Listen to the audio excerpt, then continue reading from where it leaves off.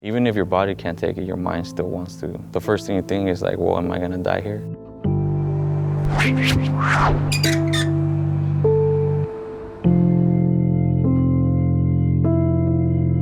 He ran into my lane, hit my car. The impact was so fast. I hit the dividers and my car just popped up. I remember my car just flipping over and over and over.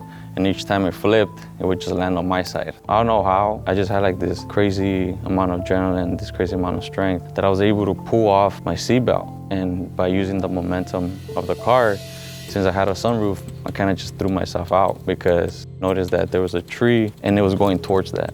I went through the glass and I split from my groin to my stomach and I just kind of passed out. I ended up waking up on the floor. I was face down and then I saw my car folded in half in the tree. I tried getting up because I thought I was okay. You know, you have one leg facing another one facing you. I couldn't walk. I army crawled to a point where I fell into a ditch. Blood everywhere, coughing up blood. At that point, I knew I was gonna die. Everything slows down, your breathing slows down. All you hear is your heartbeat. I guess you could say I have a moment where you kind of just talk to God. And I said, if you can allow me to see my mom one more time and tell her that I love her and that I'm sorry, then you can take me. You were able to put me in the ambulance and then it took me to UCI. But during that flatline, your vision just kind of zooms in, everything goes dark. And then when they bring you back to life, it's like this rush of energy.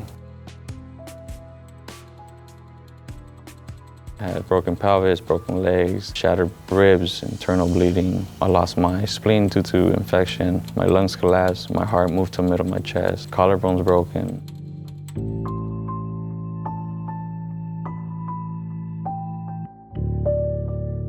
I flatlined another 2 times. It came to a point where they had to change my name because I passed away for a good 20 minutes or so. But I don't know, for some reason I'm still here. I still got a lot of things to do. You pretty much don't know yourself till you go through a struggle. Doctors told me that I wasn't gonna walk in 5 years. They told me that I couldn't do any sports. Don't ever think about doing anything like that because if I had one more blowout, then I would be in a wheelchair forever. I did go into depression for a little bit. I didn't want to do anything. I felt so isolated. I didn't want to see anybody. I felt like everything was over for me. I had to do something. Hell what the doctors say. I didn't want to be in a wheelchair forever. I didn't want to be that guy who just threw his life away and didn't do anything about it. I got a membership at 24 in Monterey Park, and there was this guy named Cheetah. He worked at 24. I approached him and I was like, hey man, what do you have tips for this? And then he asked me, what is it that you want to do? My answer was, I want to be different. I want to be that game changer. I want to do bodybuilding shows. He actually believed in me. When I would tell people, I was like, oh yeah, I want to do bodybuilding, right? They would just laugh at me. They said I was fooling myself, that I was gonna get hurt.